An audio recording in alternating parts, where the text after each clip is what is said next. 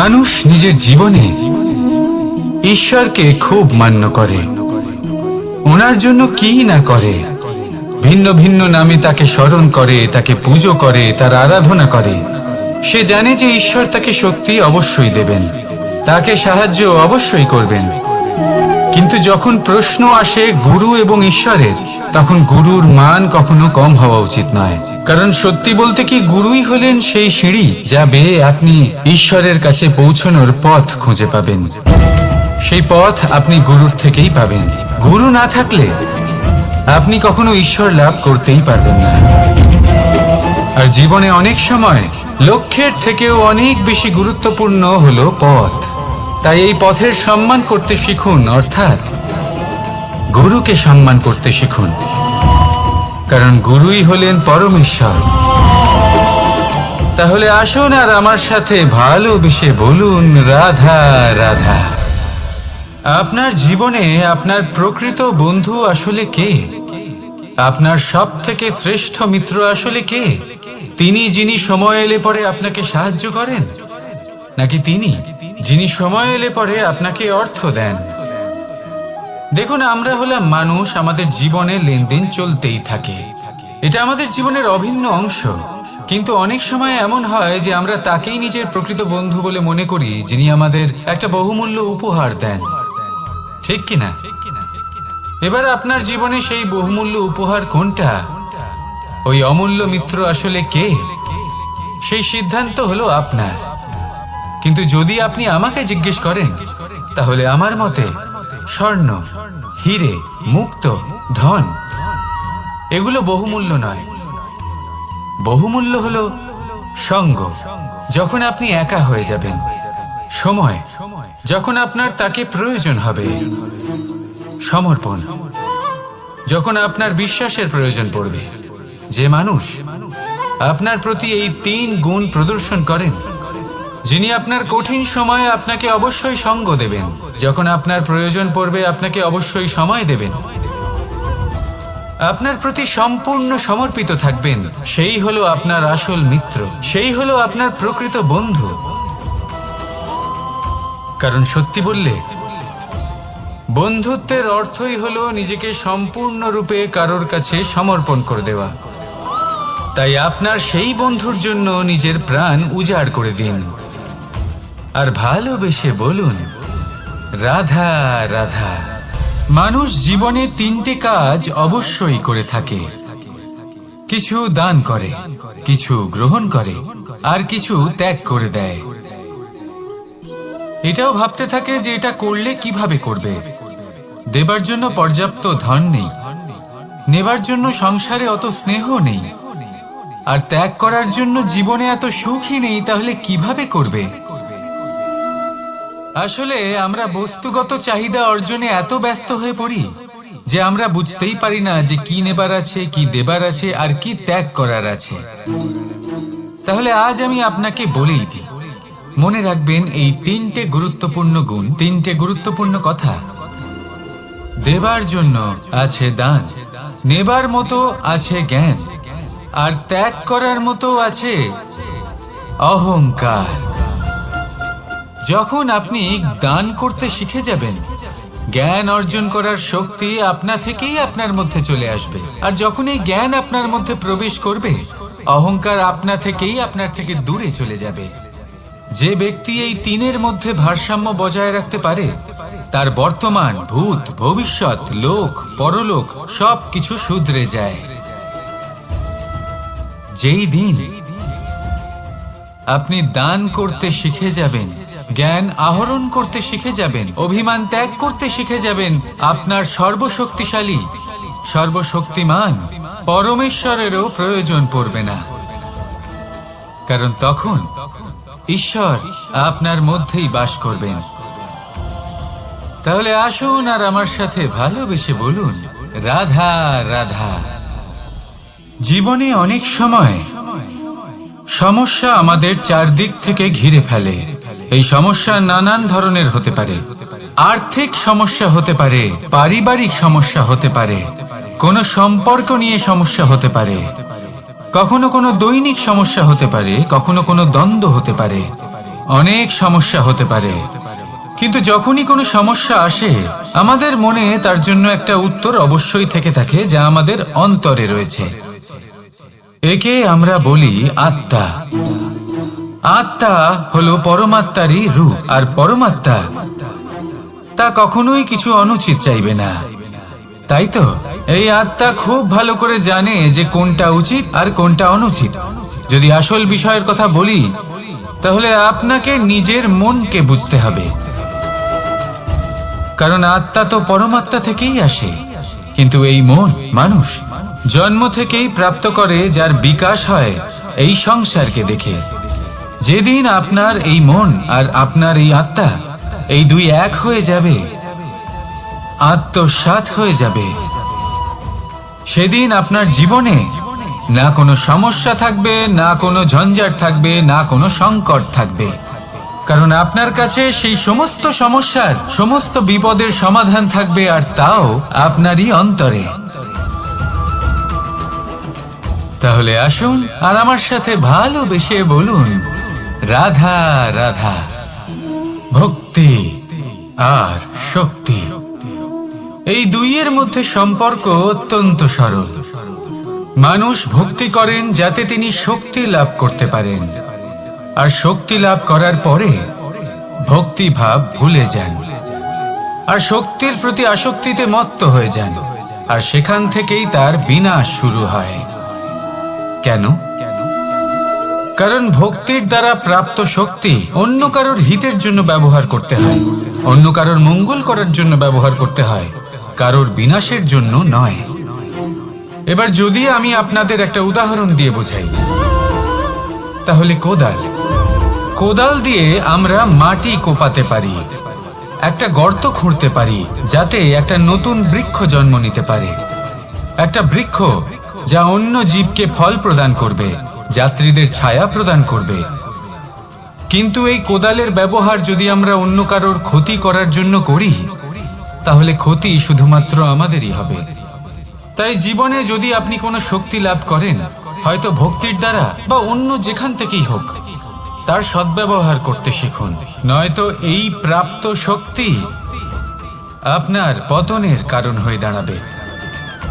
তাহলে আসুন আমার সাথে ভালোবেসে বলুন, রাধা রাধা। বরদান অত্যন্ত বিচিত্র এক বিষয়, কিন্তু দেখতে গেলে এই বরদান কি না করতে পারে। এক দরিদ্রকে রাজা বানিয়ে দিতে পারে, একজন দুর্বলকে এই সংসারের সবথেকে শক্তিশালী ব্যক্তি বানিয়ে দিতে পারে। কিন্তু আমরা ভুলে যাই এক অত্যন্ত গুরুত্বপূর্ণ কথা। বরদান এই শব্দের শেষে দান লুকিয়ে রয়েছে। এই দান কথাটা অত্যন্ত গুরুত্বপূর্ণ। আমাদের মনে রাখা উচিত এই বরদান আমরা দানে পেয়েছি, আর তাই তার সম্মান করা উচিত, কখনোই অহংকার করা নয়। আর যে ব্যক্তি বরদান পেয়ে অহংকার করেন, তার যা ক্ষতি হয় তা হলো এই বরদান তার থেকে কেড়ে নেওয়া হয়।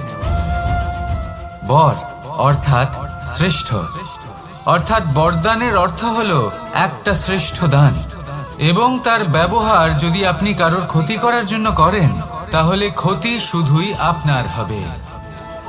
তাহলে এই বরদানের সম্মান করুন, উচিত পথে চলুন, আর উচিত উদ্দেশ্য নিয়ে এর ব্যবহার করুন, সব কিছু ভালোই হবে।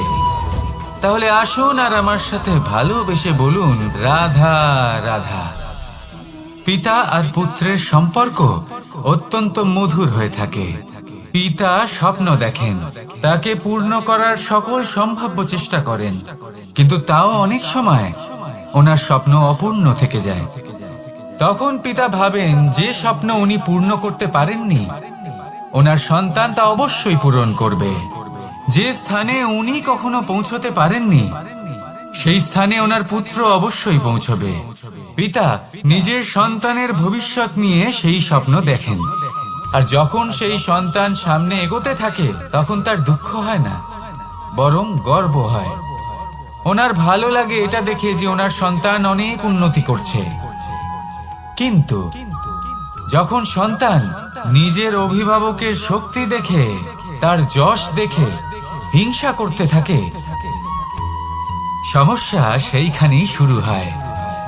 সেই জন্য সকল সন্তানকে এটা মনে রাখতে হবে, দেখুন, পুত্র হবার সুবাদে, এক সন্তান হবার সুবাদে এটা হলো আপনার অধিকার যে আপনি আপনার পিতার থেকে বেশি উন্নতি করবেন।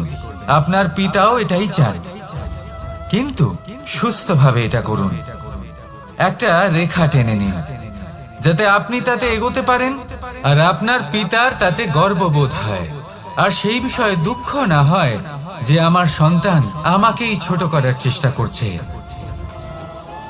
ইতিহাস সাক্ষী রয়েছে, যে মানুষ অন্য কাউকে ছোট করার চেষ্টা করেছেন সেই মানুষই ছোট হয়ে গেছেন। আর আমার মনে হয় না আপনি এটা চান, কারণ কোনো একদিন আপনিও কারোর পিতা হবেন। আসুন আমার সাথে ভালোবেসে বলুন, রাধা রাধা। সাথী, সাথী এই শব্দটির ব্যাখ্যা কে কিভাবে করে? মিত্র, সখা, বন্ধু, কিন্তু অর্থ একটাই, তিনি যিনি আপনার সঙ্গী হন আর তিনি যার সাথী আপনি হন। এবার সব থেকে বড় প্রশ্ন হলো এটাই যে তিনি কে হতে পারেন যাকে আপনি আপনার সাথী বলে মেনে নিতে পারেন, নিজের সখা, নিজের মিত্র, নিজের বন্ধু মেনে নিতে পারেন। আপনার সাথী হলেন তিনি যিনি দুঃখের সময় আপনার পাশে থাকবেন, আপনার হাত ধরে থাকবেন। আপনার সাথী হলেন তিনি যার হাত আপনি নিজের সুখের দিনে ধরে থাকবেন। সেই সাথীরই হাত ধরুন যিনি দুঃখে সবসময় আপনাকে সাহায্য করার জন্য তৎপর হয়ে থাকেন, আপনার পাশে থাকেন, আর যাকে সুখের দিনে আপনি আপনার সাথে রাখতে পারেন। আর যখন আপনার সাথে আপনার এই সাথী থাকবে তখন আপনি এটা বুঝবেন যে যখন জীবনে দুঃখ আসে তখন এই দুঃখ কমে যায়, সবার মধ্যে ভাগ হয়ে যায়। আর যদি তখন সুখ আসে তাহলে সেটা সবার উপস্থিতিতে আরো বেড়ে যায়। এটাই হলো প্রেম, এটাই হলো ভালোবাসা, এটাই হলো সঙ্গ, যেমন সম্পর্ক আমার আর রাধার মাঝে। তাহলে আসুন আর আমার সাথে ভালোবেসে বলুন, রাধা রাধা। আমাদের মনে যখন কোনো প্রশ্ন ওঠে, কোনো দ্বন্দ্ব জাগে, তখন আমরা যাই আমাদের গুরুর কাছে, আমাদের আরাধ্যের কাছে গিয়ে জিজ্ঞেস করি। এইভাবেই একদিন আমি পৌঁছলাম আমার আরাধ্যের কাছে, আমার মহাদেবের কাছে, আর ওনাকে প্রশ্ন করলাম যে মহাদেব, জীবনে আনন্দ পাওয়ার, উৎসব পালনের, প্রেম ভাগ করে নেবার, জীবনকে উপভোগ করে নেওয়ার সর্বশ্রেষ্ঠ সময় কোনটা? মহাদেব হাসলেন আর উনি বললেন, জীবনে উৎসব পালনের সব থেকে শ্রেষ্ঠ দিন হলো মৃত্যুর ঠিক আগের দিনটা। প্রেম ভাগ করে নেওয়ার সব থেকে শ্রেষ্ঠ মুহূর্ত হলো মৃত্যুর ঠিক আগের মুহূর্ত। জীবনকে উপভোগ করে নেওয়ার সর্বশ্রেষ্ঠ প্রহর হলো মৃত্যুর এক প্রহর পূর্বে। তখন আমি চমকে গেলাম। আমি বললাম, কিন্তু মহাদেব, মৃত্যু তো অনিশ্চিত, আমরা জানিও না কবে আমাদের মৃত্যু হবে। মহাদেব আবার হাসলেন। উনি বললেন যে যদি আমরা এভাবে জীবন কাটাই যে আমরা জীবনের প্রত্যেক দিন, প্রত্যেক মুহূর্ত, প্রত্যেক প্রহর শেষ বলে মনে করি, তাহলে আমাদের সমস্ত জীবন আনন্দের সাথেই অতিবাহিত হবে। কি বলেন? তাহলে আপনিও এই কথা মনে রাখুন আর আমার সাথে ভালোবেসে বলুন, রাধা রাধা। জীবনে অগ্রসর হওয়ার জন্য আমাদের কাকে প্রয়োজন হয়? মাতা পিতা, বন্ধু, প্রেম, সাহায্য, অর্থ, পরিশ্রম, আশা। ভিন্ন ভিন্ন মানুষ ভিন্ন ভিন্ন বিকল্প চয়ন করে। যদি আমি আপনাকে বলি তাহলে জয় আর পরাজয়ের মন্ত্র দুটো শব্দের উপর নির্ভর করে, মেনে নেওয়া আর দৃঢ় হওয়া। যদি মেনে নেন তাহলে হেরে যাবেন, যদি দৃঢ় হন তাহলে নিশ্চিত রূপে জয়ী হবেন। যদি কখনো আপনি ক্লান্ত হয়ে ওঠেন, আপনি দুঃখী হন, পুরোপুরি ভেঙে পড়েছেন, তখন মেনে নেবেন না যে আপনি ভেঙে পড়েছেন, নয়তো হেরে যাবেন। তখন উল্টে স্থির করবেন যে যাই হয়ে যাক না কেন আমি জয়ী হবই। আর আপনি দেখবেন যে জয় নিশ্চিত রূপে আপনার কাছেই আসবে। তাহলে এই কথা মনে রাখবেন আর আমার সাথে ভালোবেসে বলবেন, রাধা রাধা। সময়, জীবন, কাল। দেখতে গেলে এই তিনটি শব্দ একটি শব্দেরই সমার্থক শব্দ মনে হয়, কিন্তু এই শব্দগুলির অর্থ কি সমান? কখনোই নয়। হ্যাঁ, এই সময় চলতে থাকে, জীবন চলতে থাকে, কালচক্র চলতে থাকে।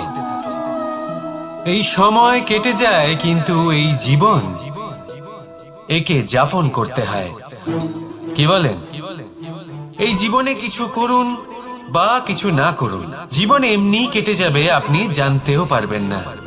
কিন্তু সেটা আমাদের উদ্দেশ্য নয়, একে যাপন করতে হবে।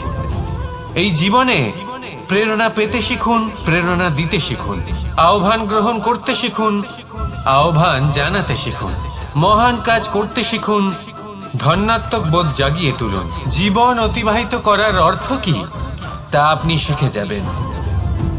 কারণ সময় কেটে যায়, সমস্ত যুগ কেটে যায়, কিন্তু জীবনের রীতি জীবন কাটিয়ে দেওয়া নয়, জীবন যাপন করা।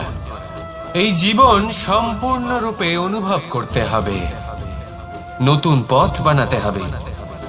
এবারে যদি এই জীবন বাঁচার সময় একবার ভেবে দেখুন, যদি মনে প্রেম থাকে, সদ্ভাবনা থাকে, তাহলে কি হবে? এই জীবনকে বাঁচার অনুভূতিটাই অন্যরকম হয়ে যাবে, একটা আনন্দময় অনুভূতি লাভ করবেন। তাহলে এটাই করুন আর আমার সাথে ভালোবেসে বলুন, রাধা রাধা। আপনি কি কখনো কোনো জলের ধারা দেখেছেন? তার সামনে যতই মাটি থাকুক না কেন, যতই কাদা থাকুক না কেন, যখন এই জলের ধারা বইতে আরম্ভ করে দেয়, তখন এই কাদাকে নিজেই ধুয়ে নিয়ে যায়। ওই কাদাকে ধুয়ে দেয় এবং নিজের পথ নিজেই তৈরি করে নেয়। তাহলে আপনিও এরকম জলের মতো হয়ে উঠুন। যদি হয়ে উঠতে পারেন, তাহলে নিজের মনের, নিজের ভাবনার, নিজের জীবনের যত অনাবশ্যক তত্ত্ব আছে, অনুপযোগী অংশ রয়েছে, অর্থাৎ অপরিষ্কার অংশ রয়েছে, তা নিজে থেকেই নির্মল হয়ে উঠবে।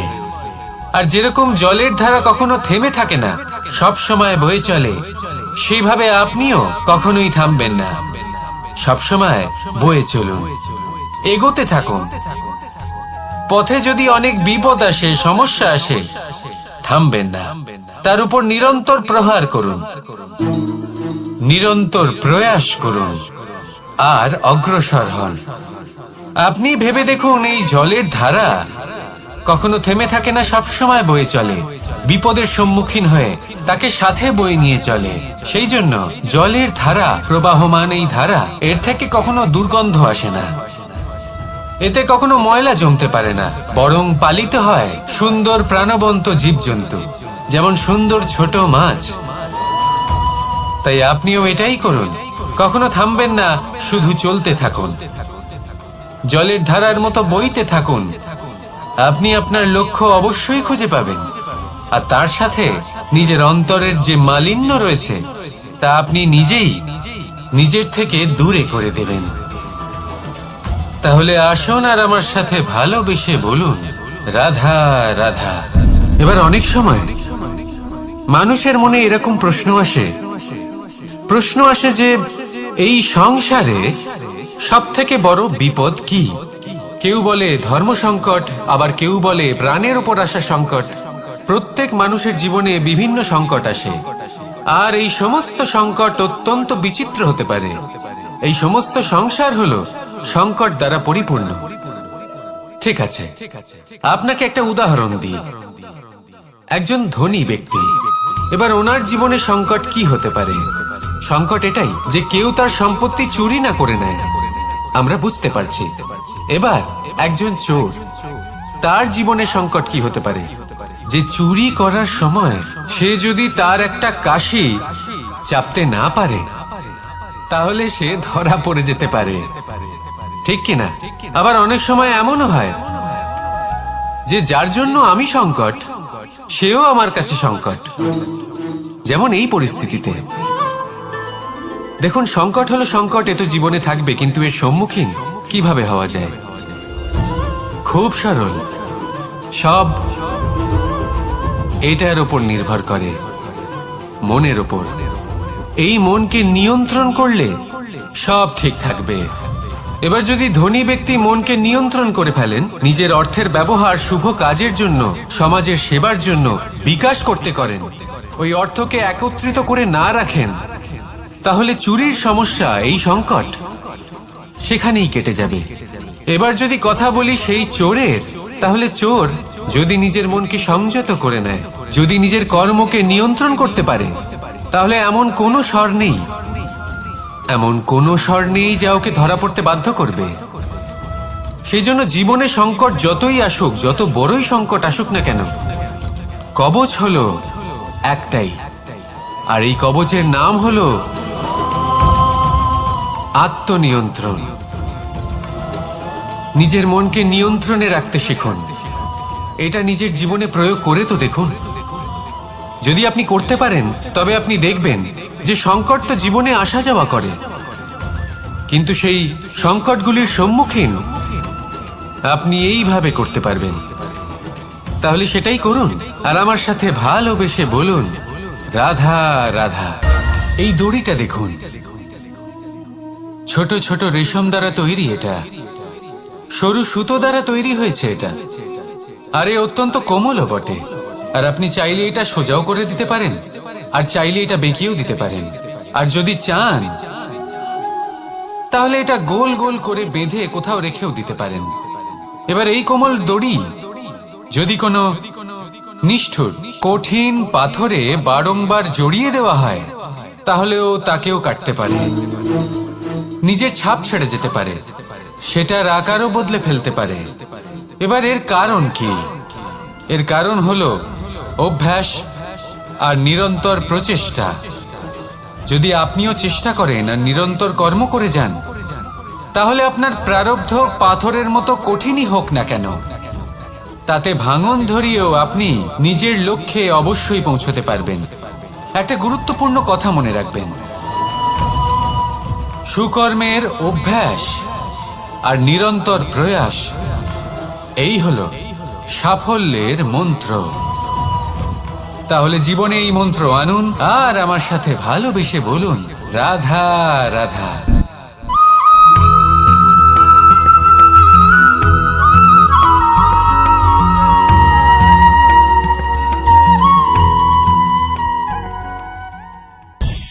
কখনো কখনো মানুষ মনে করেন যে সে নিজেই সব থেকে বেশি শক্তিশালী, তিনি হলেন জ্ঞানী। দেখুন, এটা ভালো ব্যাপার যে আপনার মধ্যে শক্তি আছে, জ্ঞান আছে, আর এটা শুধু আপনার জন্য নয়, এই সমস্ত সমাজের জন্য, দেশের জন্য, সমগ্র পৃথিবীর জন্য অত্যন্ত আবশ্যক। কিন্তু এই কথাটাও বোঝা অত্যন্ত আবশ্যক যে এই জ্ঞান যেন কখনো অহংকার না হয়ে ওঠে। যখন মানুষের মধ্যে জ্ঞান থাকে, তখন সে রাম হয়ে ওঠে। রাম, যিনি সমুদ্রের বুকে সেতু বানিয়েছিলেন, বানর সেনার দ্বারা রাক্ষস রাজকে পরাজিত করেছিলেন, আর চিরকালের জন্য সবার কাছে আদর্শ হয়ে উঠেছিলেন। আর যদি মানুষের মনে অহংকার জন্মায়, তাহলে সে রাবণ হয়ে ওঠে। দেশে বিদেশে যতই খ্যাতি থাকুক না কেন, সে রাক্ষস হয়ে ওঠে, নিজের সাথে সাথে সমস্ত কুলের বিনাশ করে বসে। এবার জ্ঞান নাকি অহংকার, আপনার কি চাই সেই সিদ্ধান্ত আপনার, আর আপনার এই সিদ্ধান্তই নিশ্চিত করবে যে আপনার কর্ম কি হবে, আর আপনার এই কর্মই নিশ্চিত করে দেবে আপনার প্রারব্ধ কি হবে। তাহলে শুভ কর্ম করুন, আর আমার সাথে ভালোবেসে বলুন, রাধা রাধা। কোনো বাগানের কোনো বৃক্ষকে দেখেছেন যেখানে সুগন্ধি ফুল থাকে, রসালো ফল থাকে, তখন মন প্রফুল্ল হয়ে ওঠে, মন থেকে সেই বৃক্ষের প্রতি ভালোবাসা জন্মায়। কিন্তু যিনি বাগানের মালিক, শুধুমাত্র তিনিই জানেন যে কিভাবে এই বৃক্ষকে আগলে রাখতে হয়, কিভাবে তার পরিচর্যা করলে এতে সুন্দর সুগন্ধি ফুল হবে, রসালো ফল হবে। কখনো কখনো প্রয়োজনের থেকে বেশি রোদ পেলে এই বৃক্ষগুলি শুকিয়ে যায়, প্রয়োজনের থেকে কম রোদ পেলেও এই বৃক্ষ কিন্তু শুকিয়ে যায়। প্রয়োজনের থেকে কম জল যদি পায়, এই বৃক্ষ শুকিয়ে যেতে পারে। প্রয়োজনের থেকে অতিরিক্ত জল যদি পায়, তখনও এই বৃক্ষের শিকড়গুলি নষ্ট হয়ে যেতে পারে। এবার এটাই কিন্তু আমাদের সংসারের সাথেও হয়। আমাদের সংসারের সকল প্রতিভাশালী ব্যক্তি, যেমন লেখক, বিচারক, প্রবক্তা, যোদ্ধা, এদের সবার ক্ষেত্রে এই কথাটাই প্রযোজ্য। যদি বেশি প্রশংসা করা হয়, তাহলেও এরা হারিয়ে যাবেন। প্রয়োজনের থেকে বেশি যদি নিন্দা করা হয়, তখনও তারা নত হয়ে পড়বেন।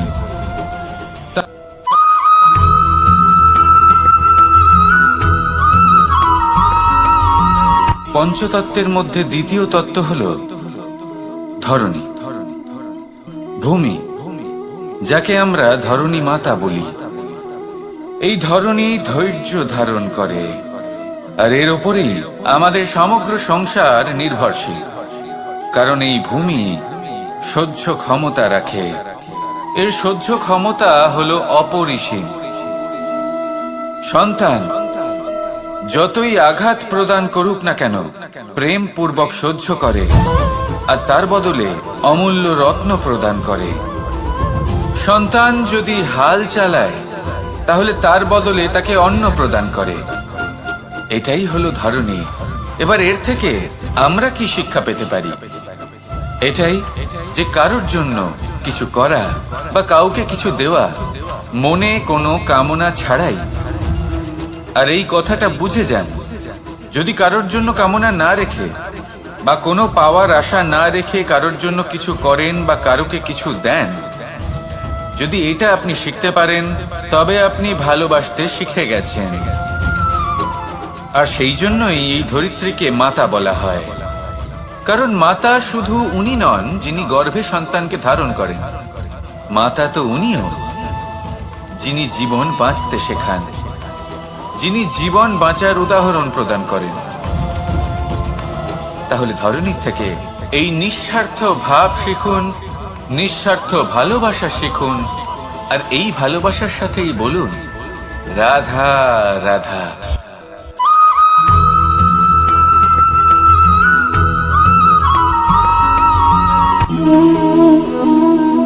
নিয়তি। রাধা আমাকে বলে, কৃষ্ণ, যদি তুমি জানো যে নিয়তিতে কি আছে, তাহলে তাকে বদলে দাও না কেন? মহাদেব আমাকে বলেন যে শ্রীকৃষ্ণ, যদি আপনি এটা জানেন যে সাম্বের নিয়তি এটাই, তাহলে আপনি তাকে বদলানোর চেষ্টা কেন করেন? কেন? কারণ আমি একজন পিতা, আর পিতার কর্তব্য এটাই, তিনি যেন সম্ভাব্য সব চেষ্টা করেন নিজের সন্তানের মঙ্গলের জন্য। নিয়তি আমি জানি, কিন্তু এটাও আমি জানি যে কর্মের থেকে বড় আর কোনো নিয়তি হতে পারে না। অভিজ্ঞতাও রয়েছে যে কর্মের হাতে নিয়তির এই চক্র বদলে যেতে পারে। তাই জীবনে যদি আপনার কখনো এমন মনে হয় যে এটা তো অসম্ভব, তখনও চেষ্টা করা কখনোই ছাড়বেন না। কে বলতে পারে আপনারই কর্মের কোনো এক বীজ হয়তো নিয়তির চাকায় আটকে গেল, আর নিয়তিকে নিজের পথ পাল্টাতে হলো, ঠিক কি না? সেই জন্য নিয়তিকে ভাগ্য মেনে নিয়ে চুপ করে বসে থাকবেন না। নিজের নিয়তি স্বয়ং নিজের কর্মের দ্বারা নির্ধারিত করুন, কারণ আপনার এই কর্মের ওপরেই আপনার অধিকার রয়েছে। আর এই অধিকারকে নিয়তি অনেক সময় সম্মানও করে। তাহলে আসুন আর আমার সাথে ভালোবেসে বলুন রাধা রাধা।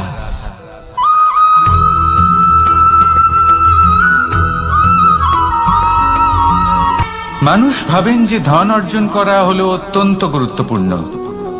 তিনি আজীবন ধন অর্জন করতে থাকেন, ধন অর্জন করার চেষ্টা করতে থাকেন। সে যাই হয়ে যাক না কেন, পরিশ্রম করতে থাকেন। স্বাস্থ্যের দিকে নজর দেন না, না উচিত সময় খাবার খান, না উচিত সময় ঘুমোতে যান, না পর্যাপ্ত সময় পর্যন্ত ঘুমন, কিছুই না। ধন অর্জন করতেই থাকেন, করতেই থাকেন। আর কিছু সময় পরে যখন তিনি অসংখ্য ধন লাভ করে ফেলেন, তখন তার সাথে ওনার শরীরে অনেক রোগ বাসা বাঁধে। এইসব রোগের উপচার করতে করতে সেই সমস্ত ধন যা উনি অর্জন করেছেন তা তিনি ব্যয় করে ফেলেন। শেষ পর্যন্ত কি হয়? আমরা যেভাবে এসেছি ঠিক সেইভাবেই ফিরে যাই। ধন এখানেই থেকে যায়। দেখুন, একটা অত্যন্ত গুরুত্বপূর্ণ কথা রয়েছে যে আপনার বোঝা উচিত। এই যে ধন, তার ব্যবহার করুন জীবনকে আরো ভালো করে তোলার জন্য। ধনের সদ্ব্যবহার করা উচিত, এমন যেন না হয় এই ধন আপনাকে ভোগ করে ফেলে। এই জীবনকে নিশ্চিত রূপে আরো শ্রেষ্ঠ করে তুলুন। কিন্তু এই ধন অর্জন করার এই প্রক্রিয়াতে নিজের সারা জীবনকে নষ্ট করে ফেলবেন না। এই জীবন উপভোগ করতে শিখুন। আর আমার সাথে ভালোবেসে বলুন, রাধা রাধা।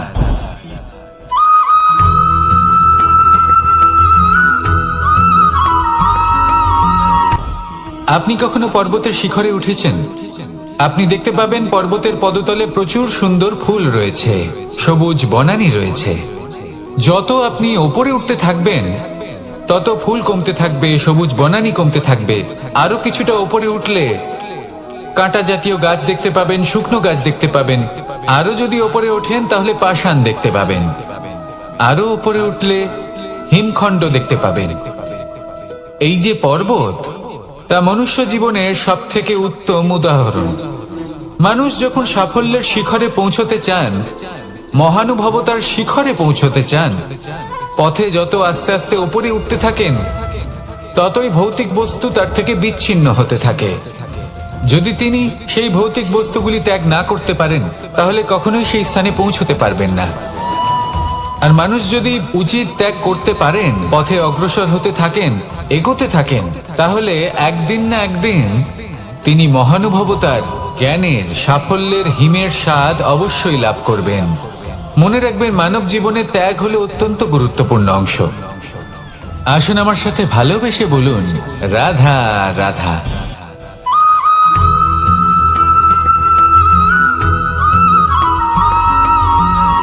কেউ বলে জীবন খুব ক্ষণস্থায়ী, কেউ বলে জীবন হলো একটা সুন্দর স্বপ্নের মতো, আবার কেউ বলবে জীবন হলো এক কঠোর সত্য। কিন্তু জীবন আসলে কি? জীবন হলো আপনারই প্রতিবিম্ব, একটা দর্পণ। অর্থাৎ আপনি জীবনকে সেইভাবেই পাবেন যেরকম আপনি নিজেকে প্রতিপন্ন করবেন।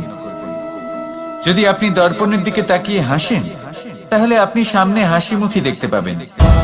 এবার যদি আপনি গম্ভীর হয়ে থাকেন, তাহলে আপনি একজন রুষ্ট ব্যক্তি দেখতে পাবেন। শেষে সবথেকে বেশি গুরুত্বপূর্ণ হলো আপনার চেষ্টা। আপনাকে সবসময় চেষ্টা করতে হবে যাতে আপনি নিজেকে প্রসন্ন এবং ইতিবাচক মনোভাবে রাখেন। এটা হলো আপনারই উত্তরদায়িত্ব, তাকে পালন করুন। এই মনকে প্রসন্ন রাখুন, এই সংসারকে সুন্দর বলে মনে হবে। আর এই মন প্রসন্ন হয়ে বলবে, রাধা রাধা।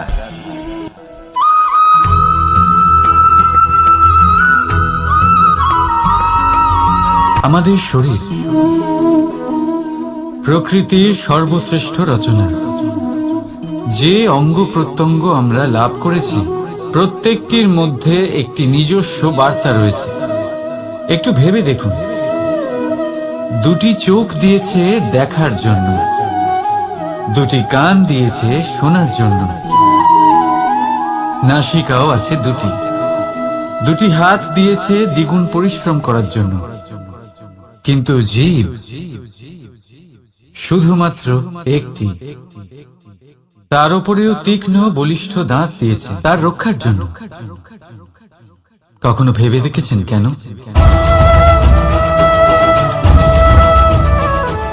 কারণ শব্দ আর শব্দের প্রয়োগ মানুষের সবচেয়ে বড় অস্ত্র, যার প্রয়োগ যত ভেবে চিন্তে করা যায়, মানুষ তার জীবনে ততটাই উপরে উঠতে পারে। তাহলে মনে রাখুন, দেখুন, শুনুন আর বুঝুন বেশি, বলুন কম। রাধা রাধা।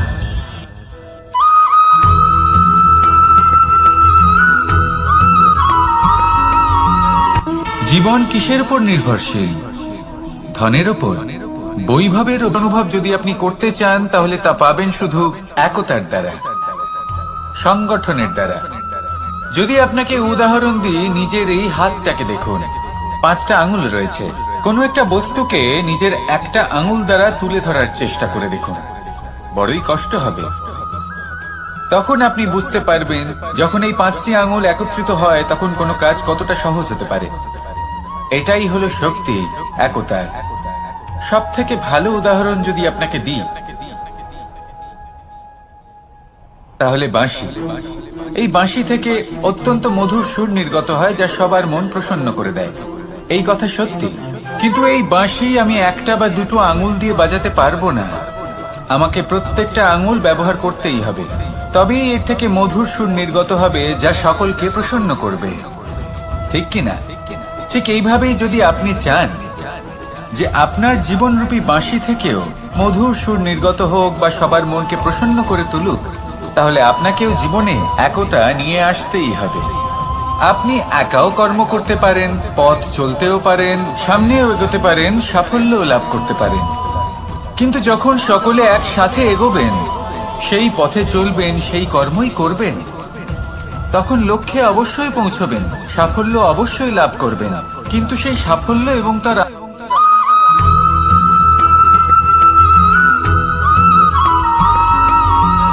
এই সংসারে সব থেকে বেশি কোমল বস্তু হলো রেশম।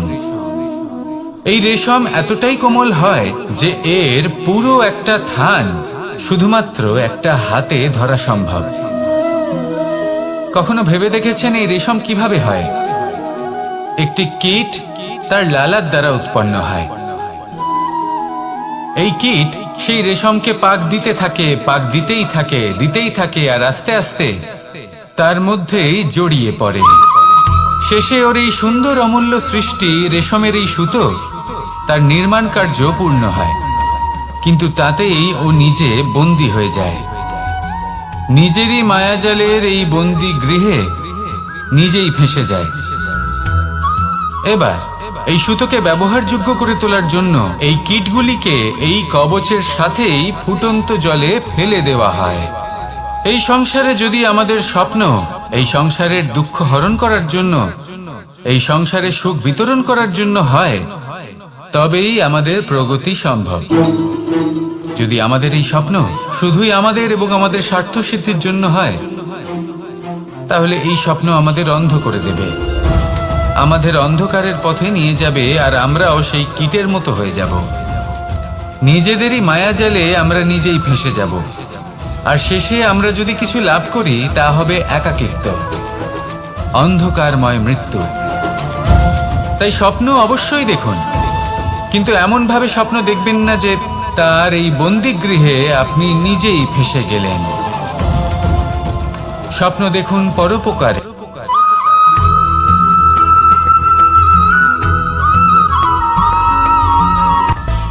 মানুষের মধ্যে একটা বিচিত্র প্রবৃত্তি থাকে, অন্য সকলের বিষয়ে, তাদের জীবনের বিষয়ে, তাদের ব্যক্তিত্বের বিষয়ে, তাদের ভবিষ্যতের বিষয়ে অনুমান করা। এটা হলো অনুচিত। কারোর অতীতকালকে দেখে লোকে ভবিষ্যৎ বলে দিতে পারেন, বর্তমানকে দেখে ভবিষ্যতের বিষয়ে অনুমান করে ফেলেন। উদাহরণ দিতে হলে বলবো, কোনো দাসকে দেখুন, ওকে দেখে লোকে বলে যে ওর ভবিষ্যৎ সেটাই হতে পারে, অনুমান করে ফেলেন। আর এই রাজাকে দেখুন, উনি তো কত সুখী হবেন, উনি তো জগতের সব থেকে অধিক সুখী মানুষ, কত সুখ সুবিধা আছে ওনার কাছে, ধারণা করে ফেলেন। তবে সত্য তো এটাই যে কারোর ব্যক্তিত্বের বিষয়ে, তাদের ভবিষ্যতের বিষয়ে আপনি পূর্ণ সত্য কখনোই বলতে পারবেন না, শুধু অনুমান করতে পারবেন। আর এই অনুমান করে সত্যি কোনো লাভ হয় না, কারণ এই কাল সেটা হলো অত্যন্ত শক্তিশালী। কালো থেকে কালোতর কয়লাকেও হিরেতে পরিণত করতে পারে, অনেক বড় বড় রাজাকেও বিদূষক বানিয়ে ফেলতে পারে এক মুহূর্তেই। তাহলে আপনি অনুমান করে কি লাভ? কি পেলেন অনুমান করে? সেই জন্য কারোর বিষয়ে কোনো অনুমান করবেন না, তার ভবিষ্যতের বিষয়ে অনুমান করতে যাবেন না, কারোর বিষয়ে কোনো ধারণা করে নেবেন না। কিছু করতে হলে ভালোবাসুন, সবার মধ্যে ভালোবাসা ছড়ান, সবার মধ্যে ধন্যাত্মক ভাব ছড়ান। এই মন প্রসন্ন হয়ে বলবে, রাধা রাধা।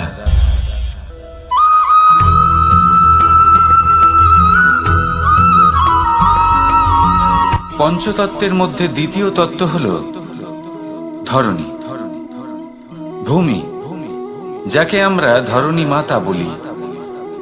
এই ধরণী ধৈর্য ধারণ করে, আর এর উপরেই আমাদের সমগ্র সংসার নির্ভরশীল। কারণ এই ভূমি সহ্য ক্ষমতা রাখে, এর সহ্য ক্ষমতা হলো অপরিসীম। সন্তান যতই আঘাত প্রদান করুক না কেন, প্রেম পূর্বক সহ্য করে, আর তার বদলে অমূল্য রত্ন প্রদান করে। সন্তান যদি হাল চালায়, তাহলে তার বদলে তাকে অন্ন প্রদান করে। এটাই হলো ধরণী। এবার এর থেকে আমরা কি শিক্ষা পেতে পারি? এটাই যে কারোর জন্য কিছু করা বা কাউকে কিছু দেওয়া মনে কোনো কামনা ছাড়াই।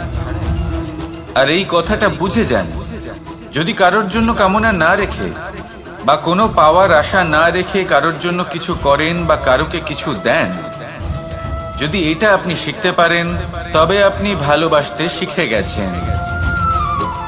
আর সেই জন্যই এই ধরিত্রীকে মাতা বলা হয়। কারণ মাতা শুধু উনি নন যিনি গর্ভে সন্তানকে ধারণ করেন, মাতা তো উনিও যিনি জীবন বাঁচতে শেখান, যিনি জীবন বাঁচার উদাহরণ প্রদান করেন। তাহলে ধরণীর থেকে এই নিঃস্বার্থ ভাব শিখুন, নিঃস্বার্থ ভালোবাসা শিখুন, আর এই ভালোবাসার সাথেই বলুন রাধা রাধা।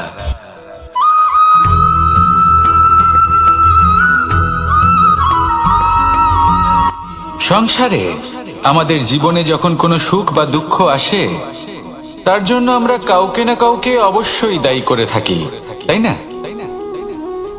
এই ব্যক্তি আমাদের সাথে এরকম কাজ করেছেন, তাই আমার সাথে এমন হলো। ওই ব্যক্তি যদি এমনটা না করতেন, তাহলে আজ আমি ওই স্থানে পৌঁছতে পারতাম। সবই আপনার দৃষ্টিভঙ্গির ওপর নির্ভরশীল। আর যদি আপনার দৃষ্টিভঙ্গি এমন হয়, তাহলে তা অনুচিত। সত্যি কথা বলতে, এই সংসারে ভিন্ন ভিন্ন ধরনের মানুষ আছে। এটা আপনার উপর নির্ভর করছে কিভাবে তাদের স্বাগত জানাবেন। একবার ভাবুন, আমি আমার দুটো হাত সামনে নিয়ে এলাম, দুটো মুঠো খুলে দিলাম। দুই প্রকারের মানুষ আসবেন, কিছু না কিছু দিয়ে যাবেন। এই মুঠো যদি আমি বন্ধ করে দিই, তাহলে না কেউ আমাকে কিছু দিতে পারবে, না আমার কিছু যাবে আসবে। নিশ্চয়ই বুঝতে পারছেন এই দুই ধরনের ব্যক্তি কারা এবং তারা কি দিয়ে যান। আমি যদি নিজের মুঠো খুলে দিই, তাহলে কিছু ভালো মানুষ আসবেন, আমাকে আনন্দ, সন্তুষ্টি, জ্ঞান প্রদান করে যাবেন, ভালো অভিজ্ঞতা দিয়ে যাবেন। কোনো খারাপ ব্যক্তি যদি আসেন, তাহলে তিনিও খারাপ অভিজ্ঞতা দেবেন, যার থেকে আমি শিক্ষা লাভ করব। এই সব কিছু আমি লাভ করতে পারি। মুঠো যদি বন্ধ করে রাখি, তাহলে আমি কিছুই পাবো না। দেখুন, এই সংসারে প্রত্যেকের জীবনে এরকম। প্রত্যেকের জীবনে সবকিছুই আছে, ভালো খারাপ দুই মানুষই আছে। ভালো অভিজ্ঞতা আছে, খারাপ অভিজ্ঞতা আছে। নির্ভর করছে আপনার উপর যে আপনি কি করবেন, এনাদের স্বাগত কিভাবে জানাবেন, কার থেকে কি বুঝবেন, কি শিখতে পারবেন, আর কোন দৃষ্টিভঙ্গি নিয়ে অগ্রসর হবেন। এটাই নির্ধারণ করবে যে আপনার জীবন কেমন হবে। আসুন আমার সাথে ভালোবেসে বলুন রাধা রাধা।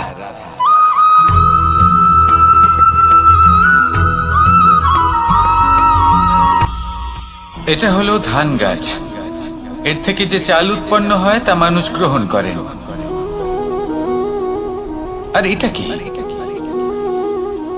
এ হলো জংলি ঘাস। একবার ভেবে দেখুন, যদি এই জংলি ঘাস ধান গাছের আশেপাশে থাকে, তাহলে কি হবে? ধান উৎপন্ন হতে পারবে? তা উৎকৃষ্ট হতে পারবে? আমরা কি তা গ্রহণ করতে পারবো? কখনোই নয়। এই জংলি ঘাস ধানকে নষ্ট করে দেবে, কিন্তু নিজে জীবিত থাকবে। এটাই হলো আজকের শিক্ষা। এই সংসারে যদি আপনি নীতির পথে চলতে চান, উচিত কর্ম করতে চান, সংসারকে সেবা করতে চান, তাহলে জংলি ঘাসের মতো ব্যক্তিদের থেকে সবসময় দূরে থাকতে হবে। সেই ব্যক্তি যারা দুর্নীতি এবং মিথ্যা দ্বারা পরিপূর্ণ, যাদের ব্যবহার অশুভ, যাদের অনেক অশুভ গুণ রয়েছে, তারা সঠিক নয়। সেই সকল ব্যক্তি যাদের চরিত্র অত্যন্ত দুষ্ট হয়, তারা হয় শুভ চরিত্রের ব্যক্তিকে একদম নষ্ট করে দেয়, নয় নিজের মতো বানিয়ে তোলে। তাই যদি আপনি নীতির পথে চলতে চান, এই সংসারের জন্য শুভ কর্ম করতে চান, তাহলে সেই সঙ্গ লাভ করুন যে সঙ্গ জ্ঞানে পরিপূর্ণ, যাদের মধ্যে অনেক গুণ আছে, যাদের থেকে প্রতিদিন কিছু শিখতে পারবেন। এমন ব্যক্তির সাথে জীবন অতিবাহিত করুন। দুরাচারীদের থেকে দূরে থাকুন। তবেই এই মন প্রসন্ন হয়ে বলবে, রাধা রাধা।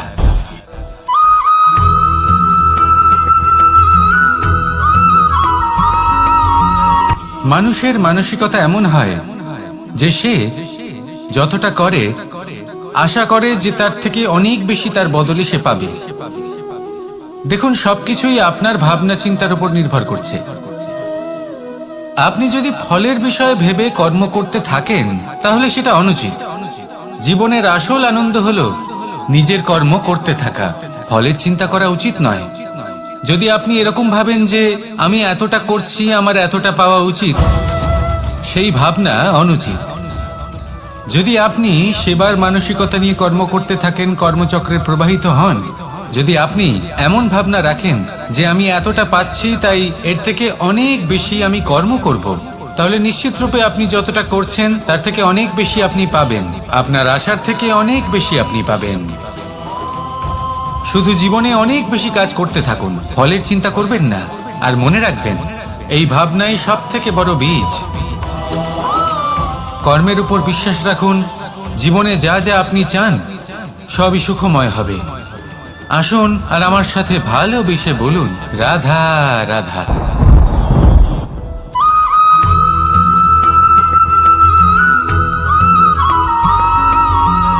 আপনি কখনো কোনো বাজকে নিজের বাসা বানাতে দেখেছেন? এই বাজ যখনই কোনো বাসা বানায় তখন উঁচু গাছের ডালে বা কোনো পর্বতের শিখরে বাসা বানায়, অনেক উচ্চতায়। আর সেখানে তার সন্তানও জন্মগ্রহণ করে। যখন এই সন্তানেরা জন্মায় তখন এই বাজ খুবই ভালোবেসে এবং খুব সাবধানে এদের পালন পোষণ করে। নিজের ঠোঁট দিয়ে তাদের ঠোঁটে খাবার পরিবেশন করে। কিন্তু যেই সেই সন্তানেরা হৃষ্টপুষ্ট হয়ে যায় এবং সেই কথা বাজ নিজে বুঝতে পেরে যায়, সেই বাজ নিজেই সেই বাসা ছিন্ন ভিন্ন করে দেয়। সেই সন্তান যাদের সবেমাত্র ডানা গজিয়েছে, কিভাবে উঠতে হয় তারা জানে না, সেই সন্তানগুলিকে উচ্চতা থেকে ঠেলে দেয়। সেই সন্তান প্রথমে ভয়ভীত হয়ে যায়। তারা সামনে মৃত্যুকে দেখতে পেয়ে ভয়ের কারণে তাদের ডানা ঝাপটাতে থাকে। আর সেই প্রক্রিয়াতেই সেই সন্তানগুলি উড়তে শুরু করে দেয়। এবার এই ঘটনায় আমরা কি শিক্ষা পেতে পারি? এটাই, যদি আপনি মাতা পিতা হন তাহলে নিজের সন্তানকে অবশ্যই স্নেহ করুন, কিন্তু তাদেরকে নিজের আঁচলের তলায় বেঁধে রাখবেন না। যদি আপনি চান আপনার সন্তান জীবনে উন্নতি করুক, তাহলে নিজের মুঠো থেকে তাদের স্বতন্ত্র করে দিন। এই সংসারে সংঘর্ষ করতে দিন। সেই সন্তান নিজেই বুঝতে পারবে যে জন্মের সময় পাওয়া ডানা কি করে ব্যবহার করতে হয়। আর আপনার চোখের সামনে আপনার সন্তান এই আকাশে উড়তে থাকবে। তাহলে আসুন আমার সাথে ভালোবেসে বলুন, রাধা রাধা।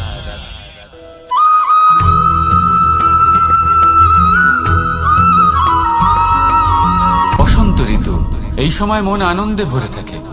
এমন মনে হয় যেন আমরা আকাশে বিচরণ করতে চলে যাই, কিন্তু সেটা তো সম্ভব নয়। সেই জন্য হয়তো আমরা ঘুড়ি ওড়াই, এই ঘুড়িকে নিজেদের প্রতিরূপ মনে করে। এবার অনেক মানুষ আছেন যারা ঘুড়ি ওড়ান, কিন্তু এই কর্মের সারমর্ম কি সেটা কজন বুঝতে পারেন? আপনি এটা মনে করুন যে আপনি হলেন সেই ঘুড়ি, আর এই সুতো যিনি ধরে রয়েছেন তিনি হলেন পরমাত্মা। আর এই সুতো যেখান থেকে শুরু হয় সেই লাটাই হলো আমাদের কর্মচক্র। এবার আপনি নিজেই অনুমান করুন যে এই উড়ান কার ওপর নির্ভরশীল? পরমাত্মার ওপর আর আপনার কর্মের ওপর। যদি পরমাত্মা আপনার হাত ধরে থাকেন, আপনার সাথে থাকেন, যদি আপনি শুভ কর্ম করতে থাকেন, আপনি এই আকাশে উড়তে থাকবেন। কিন্তু কোথাও কোথাও যদি পরমাত্মার সাথে এই বন্ধন ছিন্ন হয়, আপনার কর্মচক্র খারাপ হয়ে যায় বা থেমে যায়, তাহলে আপনার এই ঘুড়ি কেটে যাবে আর দূরে কোনো গাছের ডালে গিয়ে আটকে যাবে। তাই শুধুমাত্র ঘুড়ি ওড়াবেন না, তার থেকে শিখুন। পরমাত্মার সাহচর্যে থাকুন, সবসময় শুভ কর্ম করতে থাকুন আর সবসময় এই আকাশে উড়তে থাকুন। আসুন আর আমার সাথে ভালোবেসে বলুন, রাধা।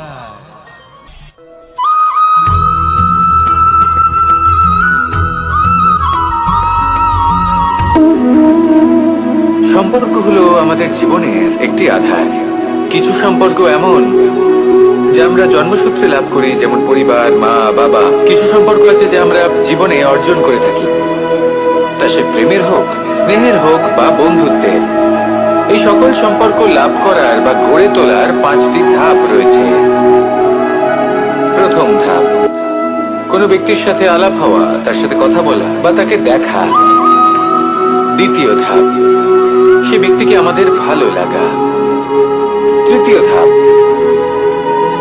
আমাদের এটা চাইতে শুরু করা যে জীবনে এই ব্যক্তি যেন আমাদের বন্ধু হন, আমাদের জীবনে থাকেন, বা আমাদের কাউকে ভালোবেসে ফেলা আর এটা আমাদের ভাবা বা চাওয়া যে সেই ব্যক্তি যেন আজীবন আমার সাথে থাকেন, আমার জীবনে আমার সাথী হয়ে। চতুর্থ ধাপ, লাভ করা। এবার এই ধাপটি অনেক মানুষের পক্ষেই খুবই সরল হয়, বড়ই সরল ভাবে নিজেদের সঙ্গীকে লাভ করে থাকেন। কিছু মানুষের জন্য এই ধাপ অত্যন্ত কঠিন হয়ে থাকে। অনেক প্রতিকূল পরিস্থিতির উপর জয়লাভ করে তারা সঙ্গীকে লাভ করেন, কিন্তু লাভ অবশ্যই করেন। এরপরে আসে পঞ্চম, অন্তিম এবং সব থেকে গুরুত্বপূর্ণ ধাপ। সেটা হলো সেই সম্পর্ক পালন করা।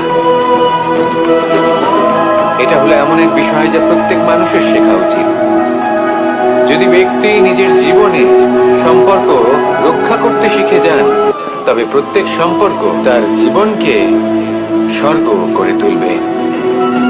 আসুন আর আমার সাথে ভালোবেসে বলুন, রাধা রাধা।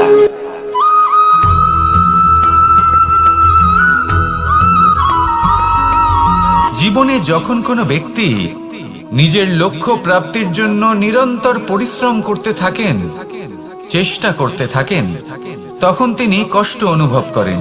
কখনো শারীরিক কষ্ট, কখনো মানসিক কষ্ট। এবার উনি এটা ভাবতে থাকেন যে আমি কি উচিত করছি নাকি অনুচিত করছি। কারণ অন্যদিকে এমন একজন ব্যক্তিও আছেন যিনি একদমই পরিশ্রম, চেষ্টা করছেন না। তিনি মদিরা পান করেন, বিলাসিতায় জীবন কাটান, অলস প্রকৃতির হয়ে ওঠেন, নিদ্রাতে বিলীন হয়ে থাকেন আর ভাবেন যে তিনি সুখ লাভ করছেন। কিন্তু এরকম কেন হয়? কারণ যখন আমরা সৎ পথে থাকি, উচিত পথে চলি, লক্ষ্য প্রাপ্ত করার জন্য চেষ্টা করতে থাকি, তখন আমাদের ভেতরে থাকা নেতিবাচক শক্তি এবং পাপ এই দেহকে ত্যাগ করে দেয়। আর এই অনুভূতিটাই আমাদের দুঃখের অনুভূতি দেয়, কষ্ট দেয়। এবার সেখানে যদি আমরা কুপথে চলি, অনুচিত পথে চলতে থাকি, তাহলে আমাদের ভেতরে থাকা পুণ্য এবং ধনাত্মক শক্তি আমাদের দেহ ত্যাগ করে দেয়। আর এই অনুভূতির কারণেই আমরা সুখ অনুভব করি। কিন্তু কখনো ভাববেন যে এই সুখ বেশি সময় পর্যন্ত থাকে না। সেই জন্য সবসময় মনে রাখবেন, যদি আপনি জানেন যে এটাই আপনার লক্ষ্য, এটাই উচিত পথ, শুভ পথ, তাতে নিরন্তরভাবে এগিয়ে যেতে চেষ্টা করতে থাকুন। এই কষ্ট আপনাকে সুখের পরাকাষ্ঠায় কখন পৌঁছে দেবে তা আপনি জানতেই পারবেন না। আসুন আমার সাথে ভালোবেসে বলুন, রাধা রাধা।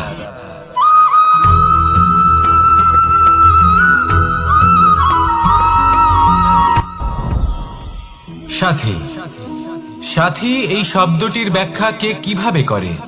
মিত্র, সখা, বন্ধু। কিন্তু অর্থ একটাই, তিনি যিনি আপনার সঙ্গী হন আর তিনি যার সাথী আপনি হন। এবার সব থেকে বড় প্রশ্ন হলো এটাই যে তিনি কে হতে পারেন যাকে আপনি আপনার সাথী বলে মেনে নিতে পারেন, নিজের সখা, নিজের মিত্র, নিজের বন্ধু মেনে নিতে পারেন। আপনার সাথী হলেন তিনি যিনি দুঃখের সময় আপনার পাশে থাকবেন, আপনার হাত ধরে থাকবেন। আপনার সাথী হলেন তিনি, যার হাত আপনি নিজের সুখের দিনে ধরে থাকবেন। সেই সাথীরই হাত ধরুন, যিনি দুঃখে সবসময় আপনাকে সাহায্য করার জন্য তৎপর হয়ে থাকেন, আপনার পাশে থাকেন, আর যাকে সুখের দিনে আপনি আপনার সাথে রাখতে পারেন। আর যখন আপনার সাথে আপনার এই সাথী থাকবে, তখন আপনি এটা বুঝবেন যে যখন জীবনে দুঃখ আসে, তখন এই দুঃখ কমে যায়, সবার মধ্যে ভাগ হয়ে যায়। আর যদি তখন সুখ আসে, তাহলে সেটা সবার উপস্থিতিতে আরো বেড়ে যায়। এটাই হলো প্রেম, এটাই হলো ভালোবাসা, এটাই হলো সঙ্গ। যেমন সম্পর্ক আমার আর রাধার মাঝে। তাহলে আসুন আর আমার সাথে ভালোবেসে বলুন, রাধা রাধা।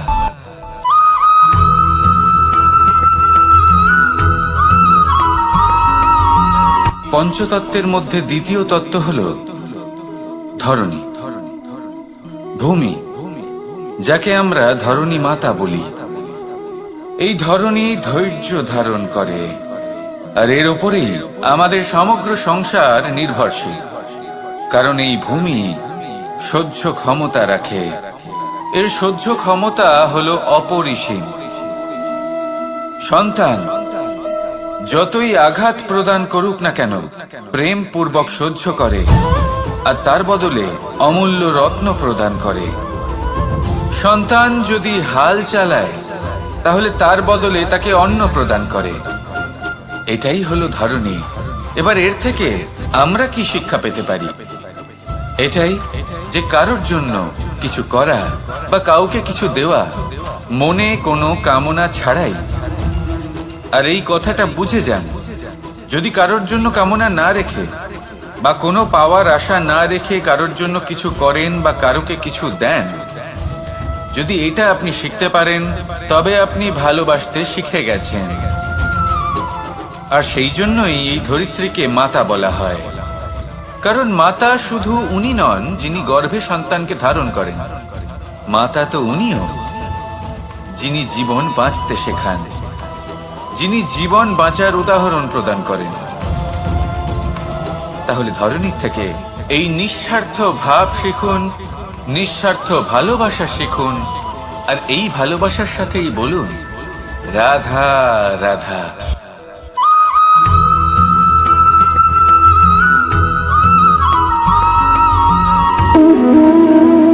সম্পর্ক হলো আমাদের জীবনের একটি আধার। কিছু সম্পর্ক এমন যা আমরা জন্মসূত্রে লাভ করি, যেমন পরিবার, মা, বাবা। কিছু সম্পর্ক আছে যা আমরা জীবনে অর্জন করে থাকি, তা সে প্রেমের হোক, স্নেহের হোক বা বন্ধুত্বের। এই সকল সম্পর্ক লাভ করার বা গড়ে তোলার 5টি ধাপ রয়েছে। প্রথম ধাপ, কোনো ব্যক্তির সাথে আলাপ হওয়া, তার সাথে কথা বলা বা তাকে দেখা। দ্বিতীয় ধাপ, সে ব্যক্তিকে আমাদের ভালো লাগা। তৃতীয় ধাপ, আমাদের এটা চাইতে শুরু করা যে জীবনে এই ব্যক্তি যেন আমাদের বন্ধু হন, আমাদের জীবনে থাকেন, বা আমাদের কাউকে ভালোবেসে ফেলা। আর এটা আমাদের ভাবা বা চাওয়া যে সেই ব্যক্তি যেন আজীবন আমার সাথে থাকেন, আমার জীবনে আমার সাথী হয়ে। চতুর্থ ধাপ, লাভ করা। এবার এই ধাপটি অনেক মানুষের পক্ষেই খুবই সরল হয়, বড়ই সরলভাবে নিজেদের সঙ্গীকে লাভ করে থাকে। কিছু মানুষের জন্য এই ধাপ অত্যন্ত কঠিন হয়ে থাকে। অনেক প্রতিকূল পরিস্থিতির উপর জয়লাভ করে তারা সঙ্গীকে লাভ করেন, কিন্তু লাভ অবশ্যই করেন। এরপরে আসে পঞ্চম, অন্তিম এবং সব থেকে গুরুত্বপূর্ণ ধাপ। সেটা হলো সেই সম্পর্ক পালন করা। এটা হলো এমন এক বিষয় যা প্রত্যেক মানুষের শেখা উচিত। যদি ব্যক্তি নিজের জীবনে সম্পর্ক রক্ষা করতে শিখে যান, তবে প্রত্যেক সম্পর্ক তার জীবনকে স্বর্গ করে তুলবে। আসুন আর আমার সাথে ভালোবেসে বলুন, রাধা রাধা।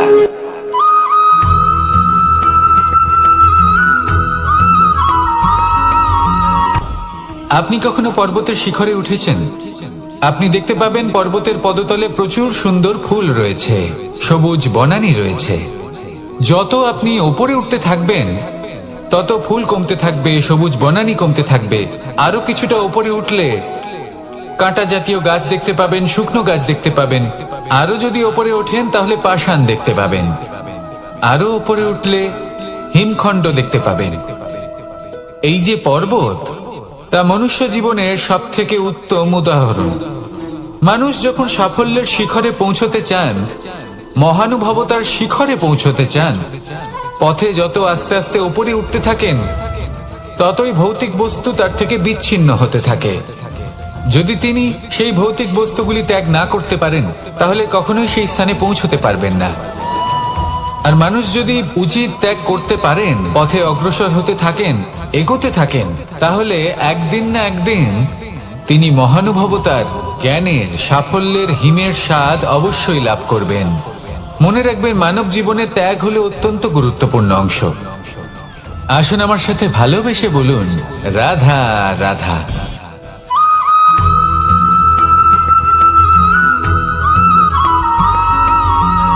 মানুষের মানসিকতা এমন হয় যে সে যতটা করে আশা করে যে তার থেকে অনেক বেশি তার বদলে সে পাবে। দেখুন, সবকিছুই আপনার ভাবনা চিন্তার উপর নির্ভর করছে। আপনি যদি ফলের বিষয়ে ভেবে কর্ম করতে থাকেন তাহলে সেটা অনুচিত। জীবনের আসল আনন্দ হলো নিজের কর্ম করতে থাকা, ফলের চিন্তা করা উচিত নয়। যদি আপনি এরকম ভাবেন যে আমি এতটা করছি, আমার এতটা পাওয়া উচিত, সেই ভাবনা অনুচিত। যদি আপনি সেবার মানসিকতা নিয়ে কর্ম করতে থাকেন, কর্মচক্রে প্রবাহিত হন, যদি আপনি এমন ভাবনা রাখেন যে আমি এতটা পাচ্ছি তাই এর থেকে অনেক বেশি আমি কর্ম করব, তাহলে নিশ্চিত রূপে আপনি যতটা করছেন তার থেকে অনেক বেশি আপনি পাবেন। আপনার আশার থেকে অনেক বেশি আপনি পাবেন। শুধু জীবনে অনেক বেশি কাজ করতে থাকুন, ফলের চিন্তা করবেন না। আর মনে রাখবেন, এই ভাবনাই সব থেকে বড় বীজ। কর্মের উপর বিশ্বাস রাখুন, জীবনে যা যা আপনি চান সবই সুখময় হবে। আসুন আর আমার সাথে ভালোবেসে বলুন, রাধা রাধা।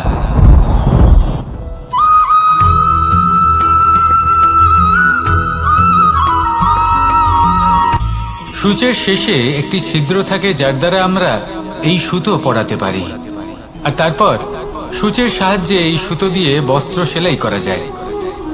কিন্তু যদি সুতোটা সোজা করে ধরা না হয় তাহলে সূচে কখনো এই সুতো পরানোই সম্ভব নয়। যদি এতে কোনো গিঁট পড়ে তখন তা কখনোই এই ছিদ্র দ্বারা প্রবেশ করা সম্ভব নয়। ঠিক এইভাবেই যদি আপনি কারোর জীবনে প্রবেশ করতে চান, কারোর অন্তরে প্রবেশ করতে চান, তাহলে আপনাকেও সহজ থাকতে হবে। এতে কোনো গিঁট থাকলে চলবে না, অর্থাৎ মনে যাতে কোনো মালিন্য না থাকে, যেন কোনো কুচিন্তা না থাকে। যদি এসব থাকে তাহলে আপনি কখনো কারোর জীবনে প্রবেশ করতে পারবেন না। আর যদি কোনোভাবে আপনি প্রবেশ করেও যান তাহলে তার মনে ঘর করতে পারবেন না। নিজেকে এই সুতোর মতন করে তুলুন, সহজ।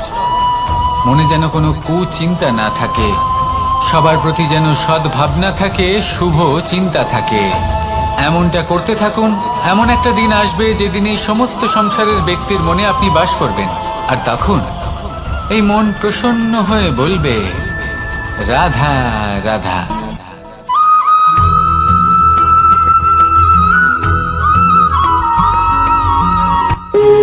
যখন মানুষের মৃত্যু হয় তখন কি হয়?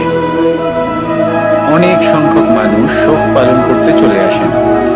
যে ব্যক্তি মৃত্যু লাভ করেছেন তার অনেক বস্তু থাকে যেগুলো তার প্রিয়, যেগুলো তিনি ব্যবহার করেছেন। তার শয্যা, তার বস্ত্র, তার আভূষণ সবকিছু তার থেকে বিচ্ছিন্ন করা হয় এবং খালি হাতে তাকে শ্মশানের উদ্দেশ্যে রওনা করা হয়। আমি আপনাকে এই প্রশ্ন করতে চাই, আপনি এই সংসারে কি অর্জন করেছেন? ধন সম্পত্তি, বস্ত্র, আভূষণ, এই সবকিছু যে আপনি অর্জন করেছেন, আপনার মৃত্যুর পরে তা আপনার থেকে দূর হয়ে যাবে। এর উত্তর হলো একটাই, আপনার কর্ম। শুধু সেটাই আছে যা একান্ত আপনার, আর শুধু সেটাই এই সংসার থেকে চলে যাওয়ার পরেও সংসারেই জীবিত থাকবে। যদি আপনি দুষ্কর্ম করেন তাহলে এই সংসার আপনাকে একটি অনুচিত উদাহরণ হিসেবে মনে রাখবে যে এই ব্যক্তি খুব পাপী ছিল, অনুচিত কর্ম করতেন। যে পথে তিনি চলেছেন সেই পথে কারোর চলা উচিত নয়। সেখানেই যদি আপনি সৎকর্ম করেন তাহলে সংসার চিরকাল এটাই বলবে যে খুব ভালো মানুষ ছিলেন, সবাইকে ভালোবাসতেন, সবাইকে সাহায্য করতেন, আমার খুব প্রিয় মানুষ ছিলেন। এটাই হলো শ্রেষ্ঠ কর্ম। সেই জন্য জীবনে শুধুমাত্র ধন সম্পত্তি আভূষণ এই সব অর্জন করতে গিয়ে নিজের মনোনিবেশ করবেন না। শ্রেষ্ঠ কর্ম করুন। সংসার থেকে চলে যাওয়ার পরেও এই কর্মই এই সংসারে আপনাকে জীবিত রাখবে। আসুন আমার সাথে ভালোবেসে বলুন, রাধা রাধা।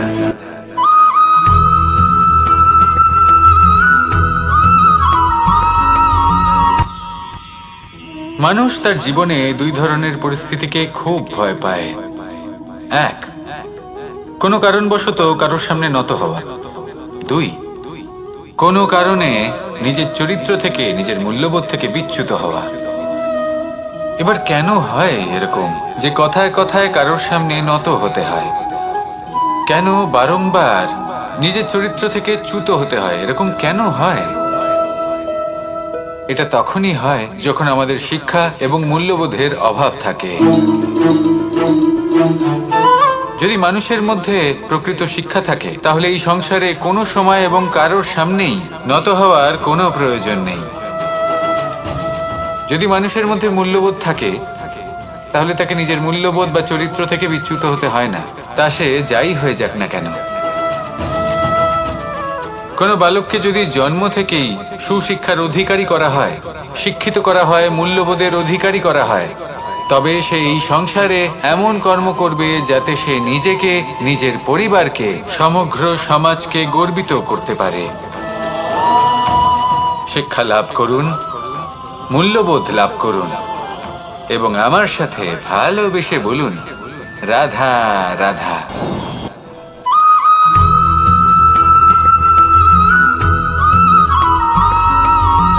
কথায় আছে যে এমন কোনো অক্ষর নেই যার দ্বারা কোনো মন্ত্র হয় না, এমন কোনো বনস্পতি নেই যা নিজেই একটা ঔষধি নয়, পৃথিবীর এমন কোনো ব্যক্তি নেই যার মধ্যে কোনো যোগ্যতা থাকে না। শুধু প্রয়োজন হলো যে ব্যক্তিকে আমরা খুঁজে চলেছি তাকে সঠিকভাবে চিনে নেওয়া। যদি তার যোগ্যতা, তার বিশেষত্ব আমরা বুঝতেই না পারি তাহলে আর লাভ কি রইল?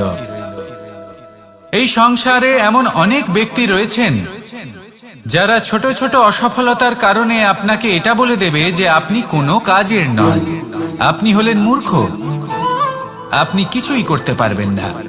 এইসব কথায় কখনোই বিশ্বাস করবেন না, কারণ আপনি এবং প্রত্যেকটি জীব এই পরমাত্মা এবং এই প্রকৃতির সৃষ্টি, যা অত্যন্ত বিশেষ। যদি আপনাকে উদাহরণ দিই তাহলে একদিকে আছে তরোয়াল, একটা বড় লম্বা তরোয়াল যার দ্বারা যুদ্ধ করা যায়, জয়লাভ করা যায়। আর অন্যদিকে রয়েছে একটা ছোট্ট সূচ, কিন্তু যে কাজ একটা ছোট্ট সূচ করতে পারে তা একটা তরোয়াল দ্বারা সম্ভব নয়। এর অর্থ হলো এটাই যে প্রত্যেকটা রচনা অত্যন্ত অমূল্য এবং অত্যন্ত বিশেষ হয়। তাহলে বিশ্বাস রাখুন যে আপনি অত্যন্ত বিশেষ একজন, আর প্রেমের সাথে বলুন, রাধা রাধা।